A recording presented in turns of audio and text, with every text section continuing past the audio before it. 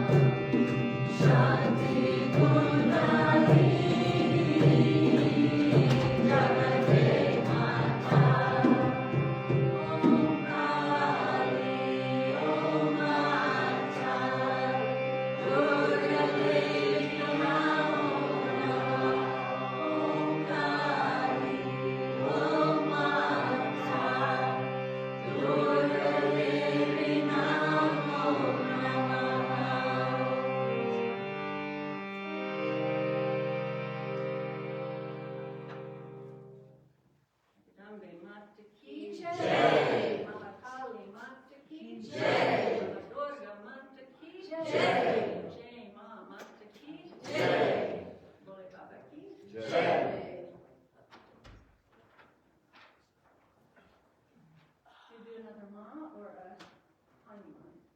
You do what you like, as long as it's in the book. We will sing with it. Ganesha. Jai Ganesha. Wait. Do you know Hotel California?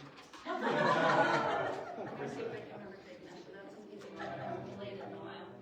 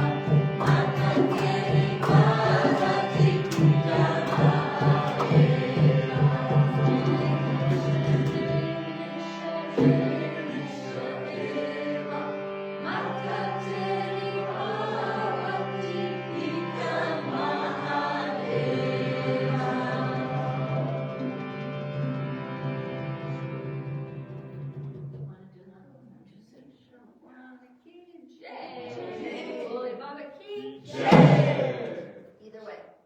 What's timing like, or what do you want? Timing. Who has timing during Navratri? What's energy like? One more story, one more song or story now? I'm eager for the story. Okay, the long story. So, it's a long story.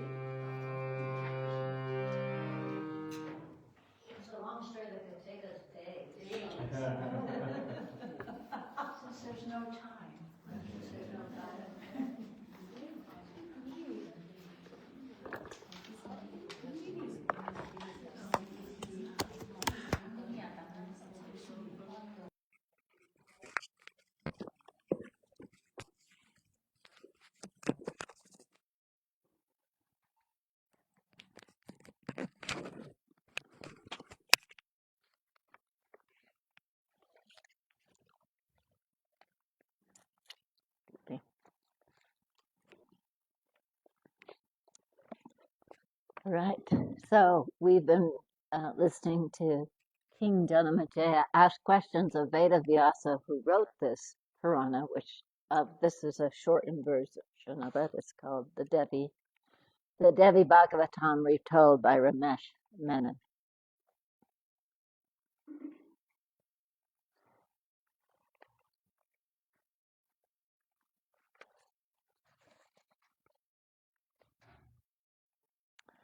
King Janamajaya said to Veda Vyasa, Immaculate Vyasa, tell me more about the Blessed Divine Mother and the Devi Purana. I feel wondrous peace steal over my spirit as I listen to you. So Vedavyasa said, once in Kosala, in the city of Ayodhya, there ruled the noble king, Dhruvasandi. He was a king of great dharma, and Kosala flourished during his reign. The king had two beautiful wives, Manorama and Lilavati, who were the delight of his life. In due course, they both became pregnant. Manorama gave birth first to a fine prince, and he was named Sudarshana.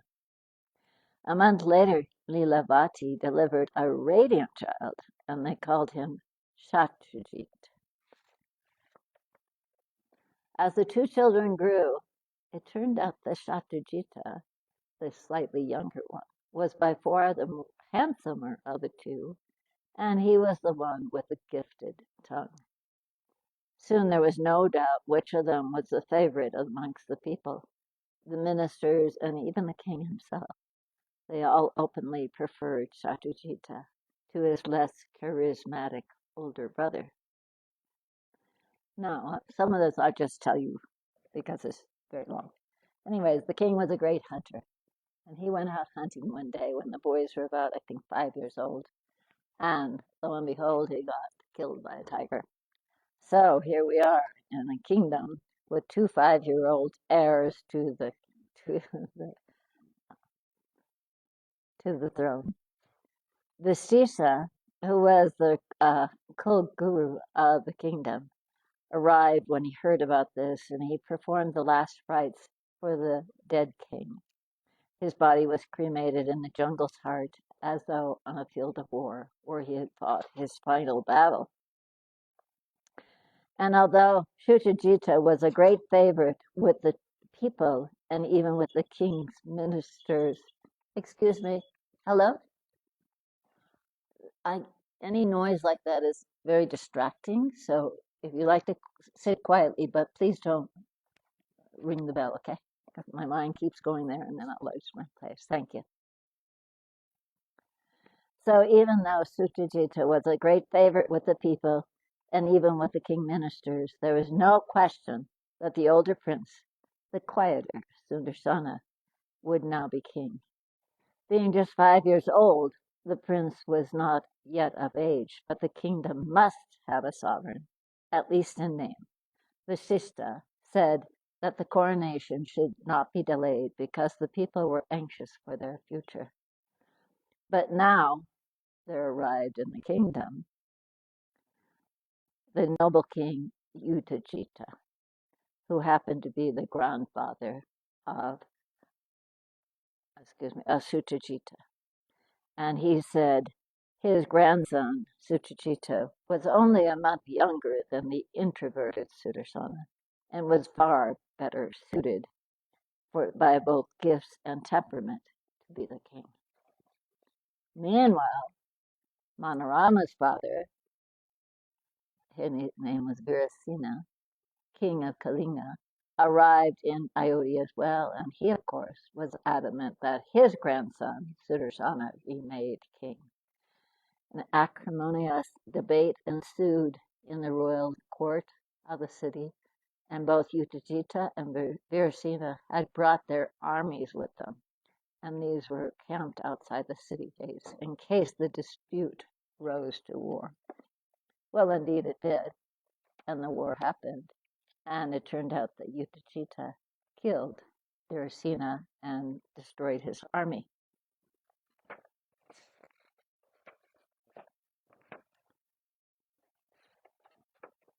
When Manorama heard the news, she was terrified. She was certain that Utachita would kill her and her son Sudarshana as well.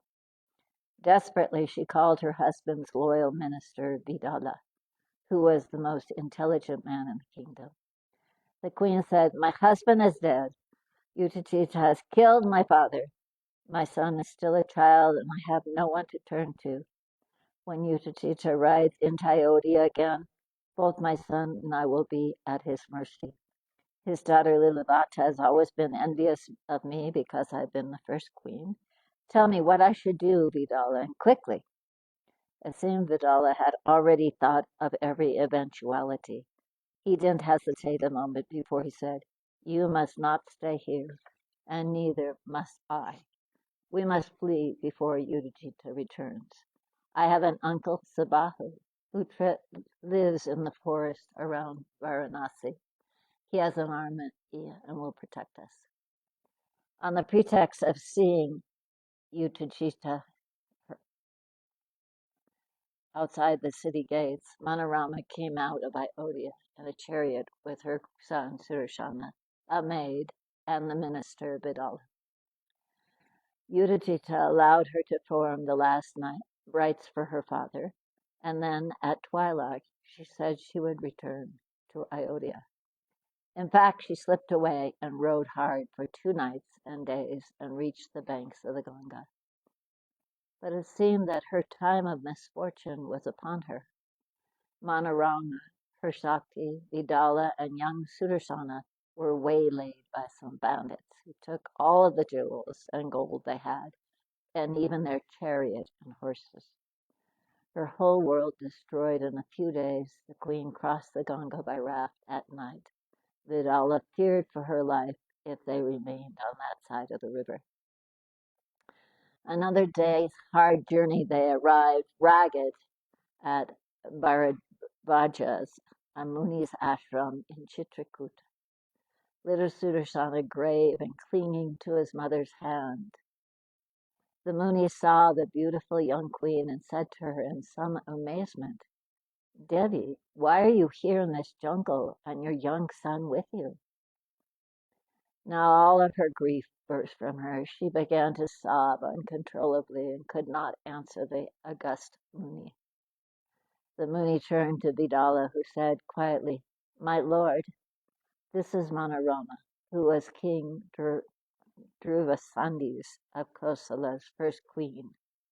Vidala told the rishi all that had transpired in Ayodhya after the king's death. Because the man spoke the truth, the Muni said, "Stay with us in our ashram.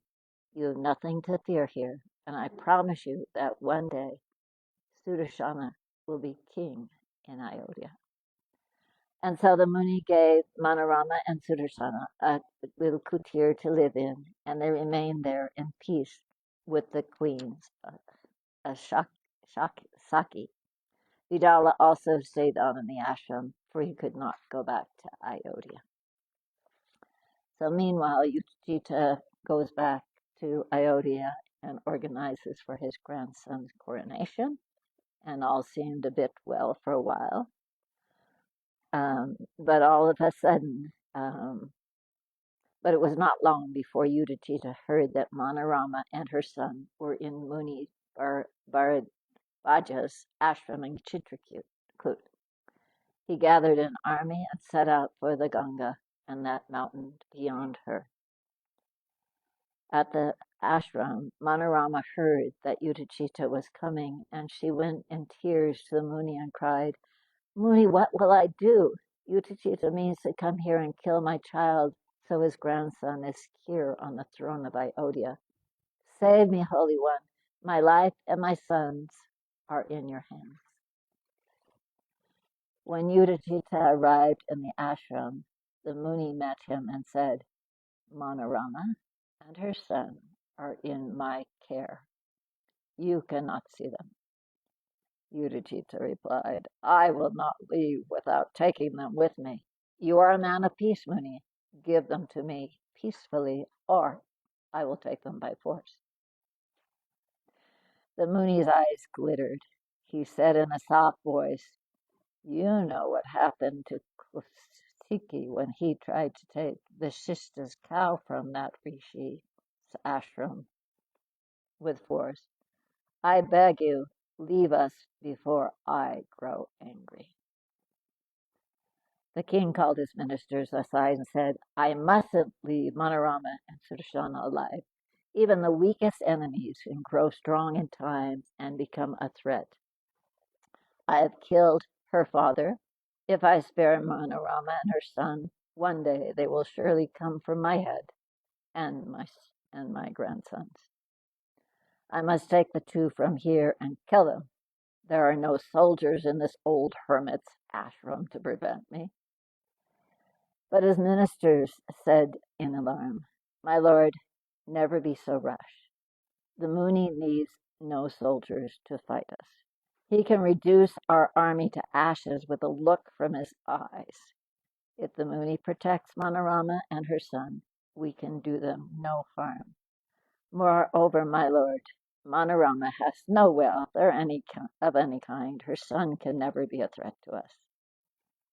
All this world spins round on the wheel of fate. Be merciful today. Ask for the Muni's blessings and let us leave here in peace."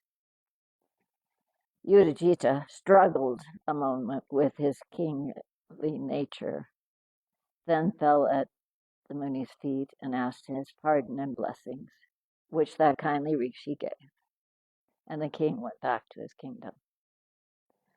Manorama wept in relief, and she also prostrated herself before the Muni in gratitude.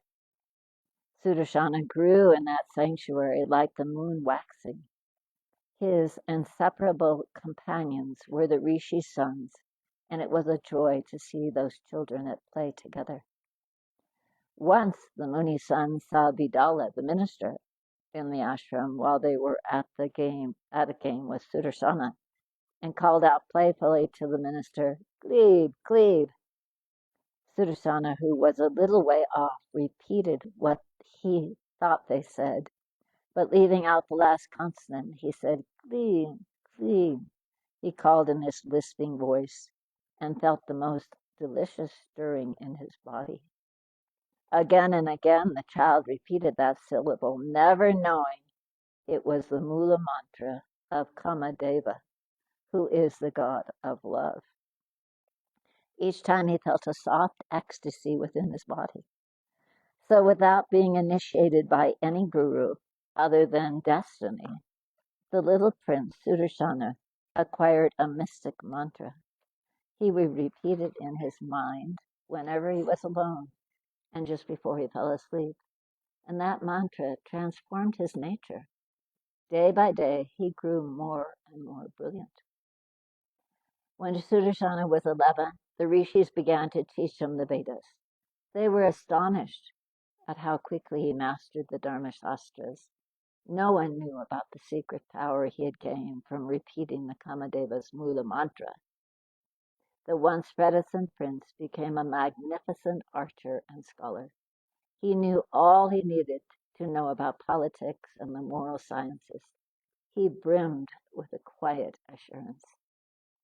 Then one day, whilst young Sudarshana sat chanting his mantra, the Divine Mother appeared before him in a vision. She was crimson-hued like a kimsuki flower. She wore scarlet raiment and great blood-red rubies. He saw her as the Devi Sri Lakshmi, mounted on Garuda, with her Vaishnavi Shaktis around her. The Devi called Sudarshana softly to follow her through the forest to the banks of the Ganges. The prince went without an instant's hesitation, and after he had bathed in the great river, the Devi gave him a splendid bow, 2 magic quivers of arrows, and an unearthly coat of mail. Then she raised her hand over him in benediction and vanished. After this, Sudarshana became a fierce Divine Mother Bhakta and worshipped the goddess whenever he could, often wandering down alone to the banks of the Ganges, where she had once called him. Now it happened that the king of Kasi had a lovely daughter called Shashikala. One day the princess sat with her Shaki under a flowering tree in her garden when she saw a Brahmin hurrying along into her father's palace. Shashikali stopped him, the man, for fun and cried, "Whither are you coming from in such haste, Muni?" And the Muni said, "Why, from Rishi Bharadvaja's ashram, princess," replied the cheerful mendicant. Playfully, Shashikali asked, "Tell me of an exceptional thing in that ashram, Muni, the most beautiful thing of all." Without hesitation, the Muni said, "Why, the Prince Sudarshana, princess. Ah, he is handsome past describing, the son of the king of Ayodhya. I would even say," the Brahma went on breathlessly, "that if you haven't seen our prince, your eyes have been given to you in vain. And besides, he is a great archer and a deep scholar too. Well, let me put it thus, lovely Shashikali, our Sudarshana is fit to be your husband." And smiling broadly, the Muni breezed away on his errand, leaving Shashikali flushed, a little short of breath, her heart beating faster than ever before in her life. The Rishi's description captured that princess's imagination, and she fell in love with Sudarshana without ever having seen him. One night, perhaps a month after this, after she first heard of the prince in the jungle, Shashikali dreamt of the Divine Mother. The goddess appeared brilliantly in her dream and said, "Child, the prince in the forest is my bhakta, my devotee. Ask me for a boon, and he shall be yours." Shashikali felt like she was drowning in a sea of rapture. The next morning she was so radiant that her mother, the queen, began to press her to divulge the cause of her joy.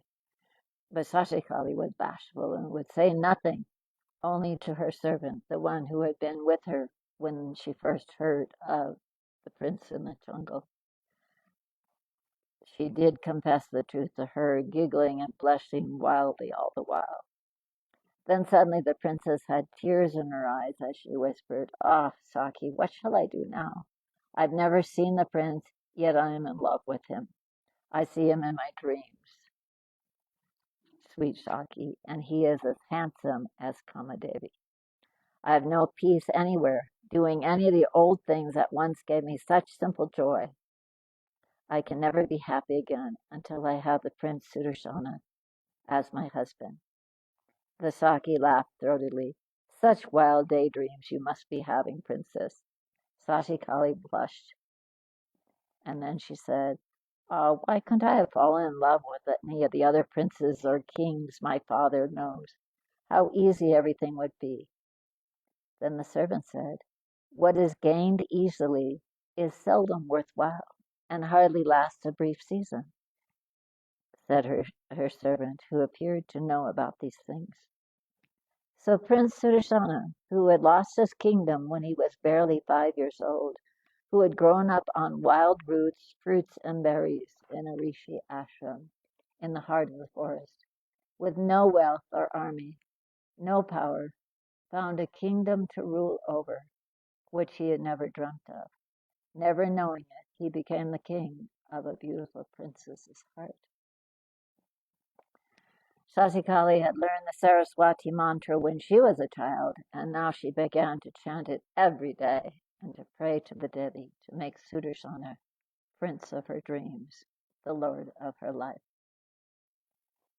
One day while he was meditating on the Kama mantra, Sudarshana had another vision of the Divine Mother. The next morning it happened that the hunter king brought a gift for Sudarshana, who was his friend. He arrived in the forest with a splendid chariot with 4 white horses. The hermits of the ashram said to Sudarshana, "The Devi has blessed you.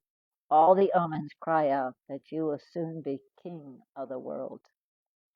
Sudarshana redoubled his worship, and anywhere he rode on his chariot, it would seem that an army rode with him of countless footless soldiers, horses, chariots, and elephants. It was the magic of the Mula mantra. That prince felt as if he was already the monarch of a great kingdom, for the wind whispered that he was. The birds called his name, and the animals of the forest honored him. He worshipped the Devi at every moment and was perhaps happier than any king with a real kingdom. But meanwhile, and I'll just tell this a little bit, Shasikala's family was getting a little worried that she was so radiant, but wouldn't say a word about what was going on. So the father, of course, thinks that the best thing to do is get her married. So he calls for a big swambar. This is where they call all the kings and princes from the kingdom, eligible ones that could come for her to choose a husband. So he builds a very big place for this and invites everybody. And finally, she tells her mother, um,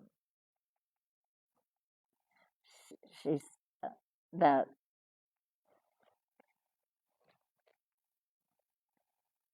excuse me, the servant went to the mother of the queen and told her that she had fallen in love with this prince who's in the forest.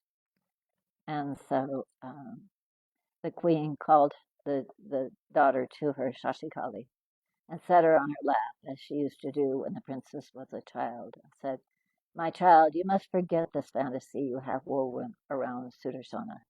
It is time to begin your real life.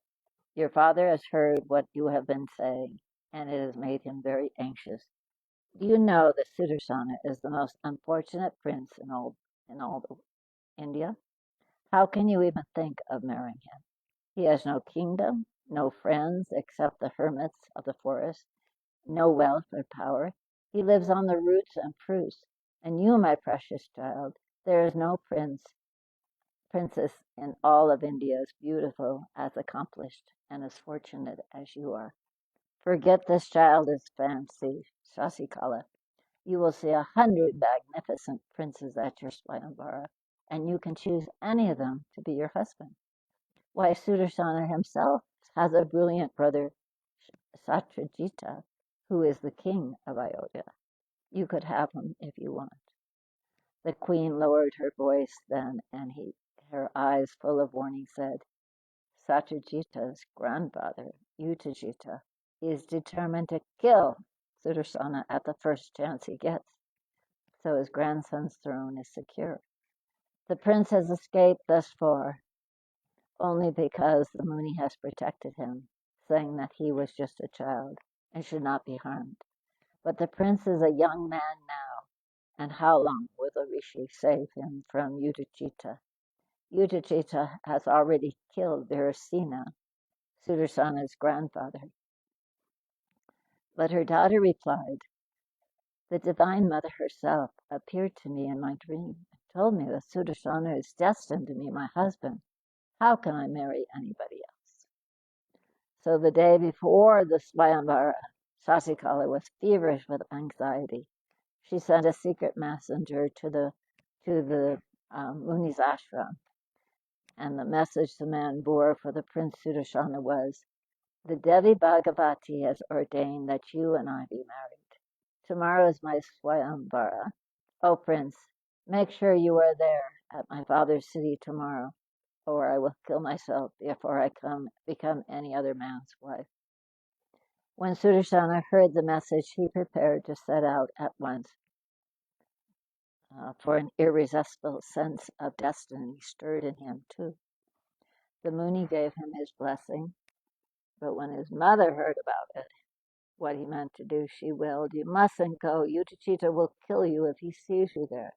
My son, you are all I have, the support of my old age. Please don't abandon me." But her son said serenely, "Mother, what is written must come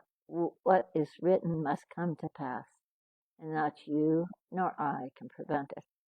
But it is the Devi Bhagavati who commands me to attend the Swayamvara, and I must go." Seeing he was so determined, his mother began to shower blessings on him. "Ah, my son, let Ambika protect you. Then she cried, I will also go with you, my child. You cannot ride alone into danger.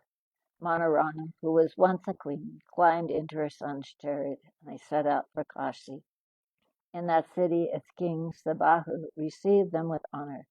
When he saw how splendid was the prince who had grown up in the forest, he housed them in a large mansion and had his own servants wait on them. So meanwhile, kings and princes from all over India had gathered at Varanasi for Shashikali's Swayamvar, for word of her beauty had traveled everywhere. Yudhajit had come from Kashi as well, bringing his grandson, Sutajita, who was king of Ayodhya. When Yudhajit heard that Sudarsana had arrived in his chariot and the princess preferred him, who had nothing, the king roared, I will kill that upstart. Shasikali will marry my Satyajita. But the king of Kerala, who was famed for his knowledge of Dharma, said, this is an Ichaswaramvara. The prince's choice shall be binding. There is no place here for arms or a show of strength. Why are you so anxious when Satyajita is such a brilliant prince? Moreover, he is king of Ayodhya. Why shouldn't Shasikali choose him, or indeed any one of these other kings here? Calm yourself, Yudhajita. Your hands are already tainted with Visarana's blood. But the king growled, the jackal doesn't dare eye the lion's prey. Why is Sudarsana here at all?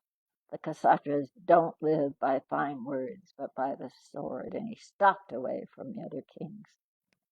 Seeing Yudhajit was intent on killing Sudarsana, the other kings went to Sabahu, their host. They asked the Lord of Kashi, why is Sudarsana here? Do you make a mockery of this Swayambara? Yudhajit means to kill him. The king of Kashi said, my daughter has set her heart on him. How many times I have begged her to forget the pauper, but she does not listen. I am helpless, my lord. Sashikali called Sudarsana here. I did not. The king of Kerala said, let Sudarsana be fetched here. We will talk with him about what his intentions are. Sudarsana was sent for, and before the glittering throng of rulers, he stood quietly there, not speaking until one king said, this is a Swayamvara for royal Ksatras. The most powerful princes on earth are here to vie for the princess' hand. We have all come with our armies, and some of us are ready to do battle for Sashikala. How have you come here unattended, bringing only your mother with you? Another said, you have no kingdom, army, or wealth. You do not belong in this company. You are a hermit. Tell us how you dared come to Kashi. Sudarsana had a smile on his face. In a soft voice he said, my lords, all that you say is true. I have no kingdom, legions, friends, or wealth. I heard of the Swayamvara and I came to watch it with no special purpose. But my lords, I did not come of my own will, but because the Devi Bhagavata told me to. The Devi, who is my goddess, is all of yours as well. I have no enmity with any of you.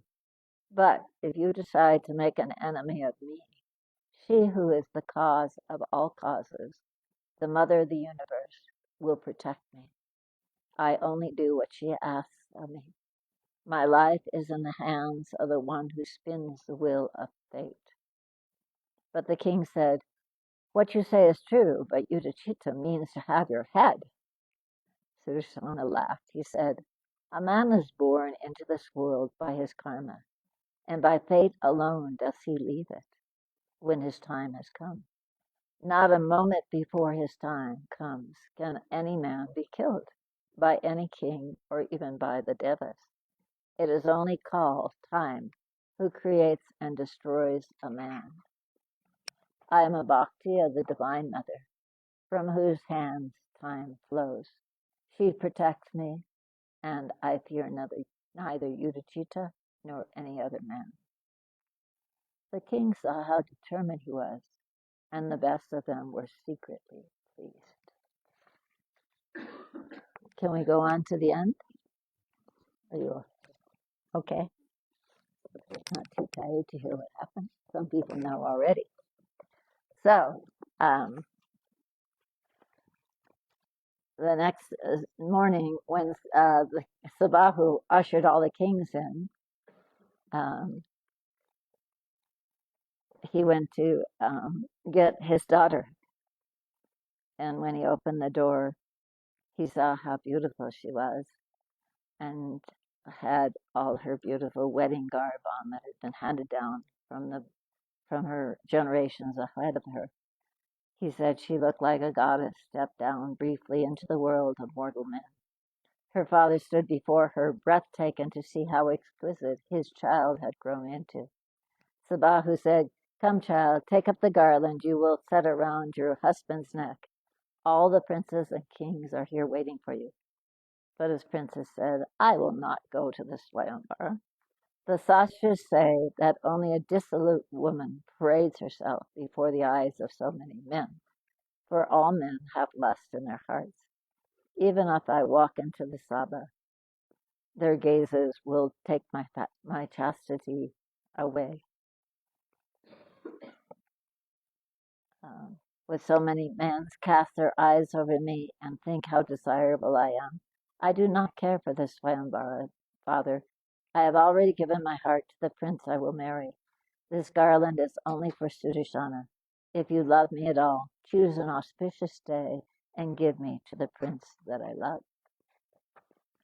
Sabahu saw the tears in her child's eyes, and he knew that her heart was true, and it was already made up. He clasped her in his arms to comfort her, but then he thought, what will I do now? The kings have come here with the armies, and I cannot face them by myself. As for Sudarshana, he has not one soldier with him. Anxiously, the king made his way back to the Saba, where all the kings waited. As bravely he could, Sabu said, "My lords, though I begged my daughter, and her mother implored her as well, she will not come to the Swayamvara. I don't know what to do, and throw myself at your mercy. I am prepared to give you all such gold and jewels as will satisfy you in return for the trouble you have been put to. My lord, my Sashikala is still a child, as you see by what she does. If I punish her or force her to come out here, I fear she will kill herself. I beg you think of her as if she was your own daughter, and forgive us both." Perfect silence fell on the Saba, and it was a sympathetic quiet for the kings. So the lords listened. Perfect silence was over the whole group. But then all of a sudden, Utaji speaks up. "Sabahu, you fool! Is this the time to tell us? Are you an idiot as well that you couldn't anticipate this? And I suppose you mean to give your daughter to that penniless Sudarsana after making fools of us. But I will not stand for it. I will kill you first, witless king, then Sudarsana, and my grandson Sutajita shall marry your Shashikali over her father's dead body. Listen to me, Sabahu. A man must think of his family, honor, and wealth, especially when he gives his daughter in marriage. Marriage is not a matter of a young woman's whim of the day. We both know that. And so do all these kings here. You and I have been friends. Fetch your daughter here and let her choose any king for her husband, and I am content. Any except Sudarshana, whose life I will not spare to die." As in that Udajita's words swayed most of the other kings because they began to murmur among themselves. And so Sabahu said, he bowed his head and said, "I will ask my wife to speak to Shashikali." So he went and talked to his wife, and she stayed by her words. And the queen even wept before her daughter. But Shashikali said, Father, marry me to Sudarsana at once, and then turn us both out of your city. At least you will be safe there, and fate's purpose will be fulfilled, whatever she intends. I can never give up Sudarsana any more than I can pluck my heart from my body, and then hope to live on. Go now, gentle father, tell the kings the Swayamvara has been postponed until tomorrow, and tomorrow let them be guests at my wedding to Sudarsana. Sasikali took her father's hand and said, My lord, it is the deity who has decided that I will belong to Sudarsana and no one else. She will protect us from all these kings. Their power is nothing before hers. Her voice was low as she added, and if Bhagavati so decides, I will die at Sudarsana's side rather than betray my love. Suddenly the king's fear also went away, and he felt very calm. He embraced his daughter and then went out and announced, There will be no Swayamvara today. I have decided my daughter shall be married tomorrow instead. My friends, bear with me until then. Return to your camps now, and we shall meet again tomorrow. Perhaps I will devise a trial of strength or skill for the princess in the night, and let the one who succeeds win my daughter's hand. Until tomorrow, then, my friends. And Sabahu swept out of the swabha. He sounded so confident that Udajit and the others felt sure that he had persuaded his daughter to change her mind. They left the city for their royal tents, pitched outside Kashi's, each one surrounded by his own legions. Meanwhile, in a sequestered apartment in the very heart of the king's palace, frenzied preparations were made for a secret wedding. Sudarsana and his mother had been fetched, and the prince from the forest was being clothed in the finest silks. Not far from the apartment, a delighted princess was also being adorned to be a ravishing young bride. The Brahmins in the palace chose an auspicious time. When the time arrived, Sudarsana was led into the wedding chamber and made to sit on the deity. He was given all the special things, including silk, 2 golden ear studs. The sacred fire ceremony was kindled, and Sashikali was fetched by the older women of the court. When Manorama saw the princess, tears of joy filled her eyes. Sashikali was as lovely as Kubera's daughter. The bride and groom sat before the fire side by side. The sacred fire was performed, and the young couple circulated the Agni. Then it was the hour for gifts, and they gave all these gifts to it. And afterwards, the Lord of Kashi, the king, came to Manorama and bowing deeply before her, said, O queen, I am now your servant. Tell me, what can I do for you? The tears escaping her soft eyes, Manorama said, I have no words with which to thank you, but I see that there is no king in all of India as noble as you are, Sabahu, of the great heart. Smiling, Sabahu said, Rule my kingdom, take half of it. And then a shadow crossed his face, and he said, I must try and appease the other kings now, or they will, if they will be pacified, otherwise I'll have to fight them. But I have no fear. Victory will belong to the side that has Dharma with it and the Divine Mother's blessings. Manorama said softly, Let fear have no hold on your heart, noble king. I've seen a miracle today, and faith fills my heart. I am certain now that with the Devi's grace, my son will have Ayodhya back one day. Ayodhya that is rightfully his.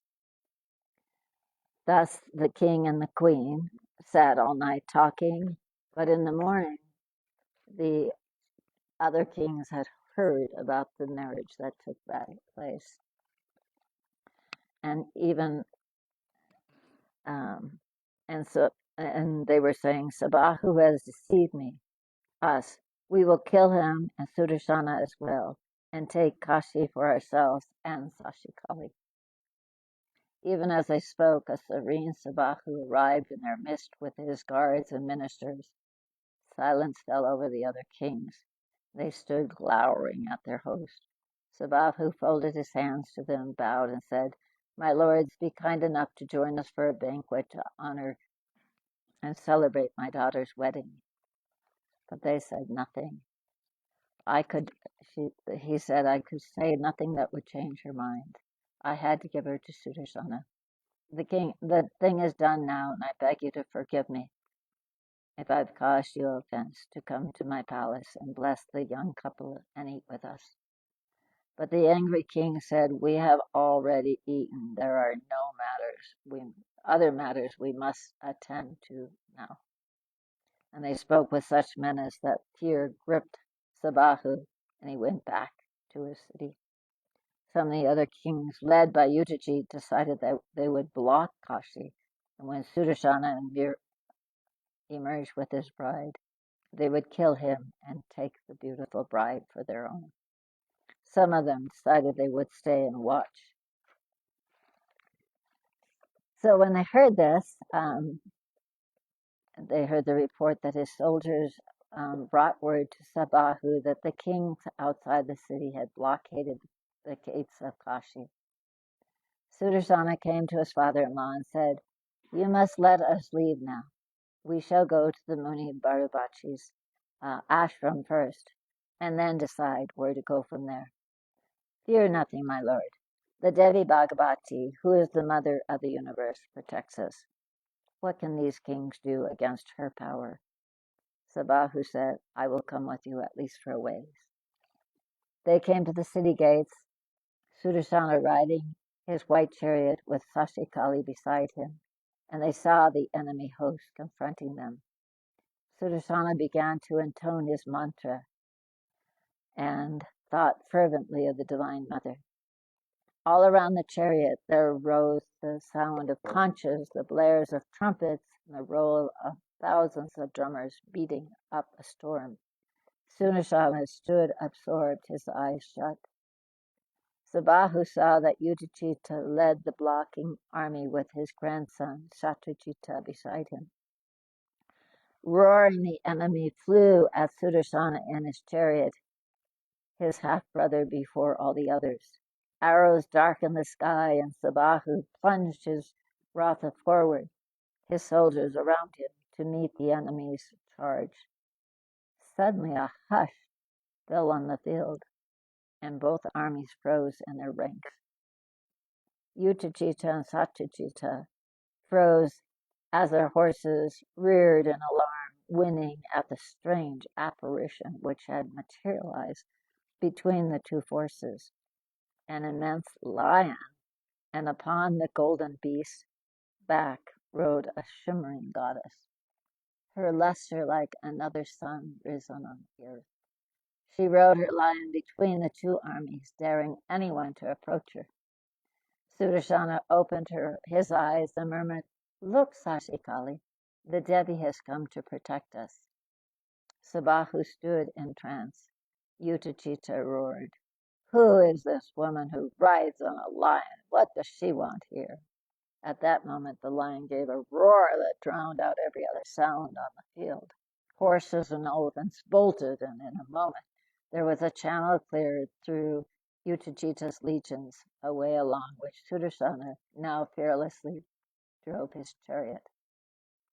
Uttajita roared, "Shall we let a mere woman and one lion frighten us? Kill them, and kill that upstart Sudarsana." And he plunged after Sudarsana, his bow flaring arrows, and Satyajita beside him. Sudarsana held them both off for a time. Then suddenly the Devi was at his side on her beast. Uttajita shot his arrows at her as well, and Satyajita did the same. The crimson Devi smiled. She raised her own bow in one of her 8 arms. With another hand, she loosed a volley at the army. In a blur, both Uttajita and Satyajita were dead, their heads struck off by the goddess's crescent tips. Suddenly it seemed that 1,000 Devis stalked the field of war, and dreadful guises riding 1,000 dreadful beasts. The enemy perished in scarlet tide before Durga's legion of her own selves, and those that did not fled screaming, that did not get killed, fled screaming. Subahu leaped down from his chariot and prostrated himself before the Divine Mother. Again and again he lifted his head and set it down in the dust at her holy feet. Mother Jagadambe, I have no words with which to praise you. Bhagavati, unworthy as I am today, I have seen you with my very own eyes. I see how you protect your devotees. O Devi, you have come yourself to save Sudarsana's life. O Mother, transcended one, I lay my head at your feet. Mother, bless me. The Devi smiled tenderly and said to Sabahu, King of Dharma, name your boon. What more could I ask, could any man want, than seeing you like this with his mortal eyes? Not the kingdom of the Devas is more precious than what I have seen today. I beg you, Devi, for the boon of devotion, of bhakti. Let my faith in you never waver, and let your grace be upon my city forever. Bless me, Sri Durga, that I will be your bhakta forever.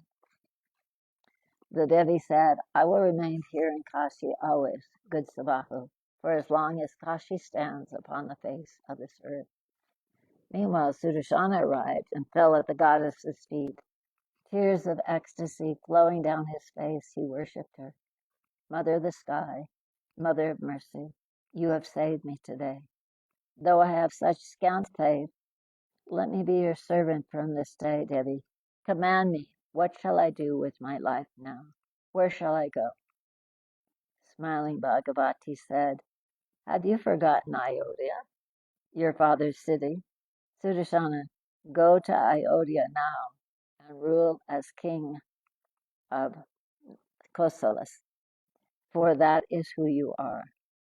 Worship me, Sudarsana, and I will care for you and yours. Keep an idol of me in your kingdom. Pray to it at all the 3 Sandhyas, and I will be with you. Celebrate the Divine Mother festival, the Navratri pujas in autumn and in spring, for it is mine. Fear nothing, Sudarsana. You are my bhakti, my devotee, and I love you. And with her hand raised in benediction over her kneeling devotee, the Devi and her pristine mount vanished. Jai Mahamaya ki, Jai Bole Baba ki. So anybody know the moral of that story?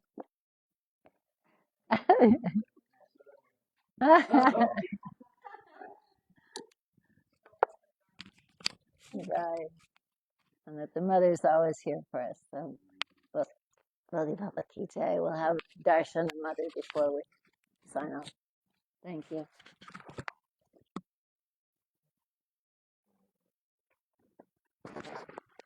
I love that story so much. It's a long one, but I tell it all every year. I can't not tell.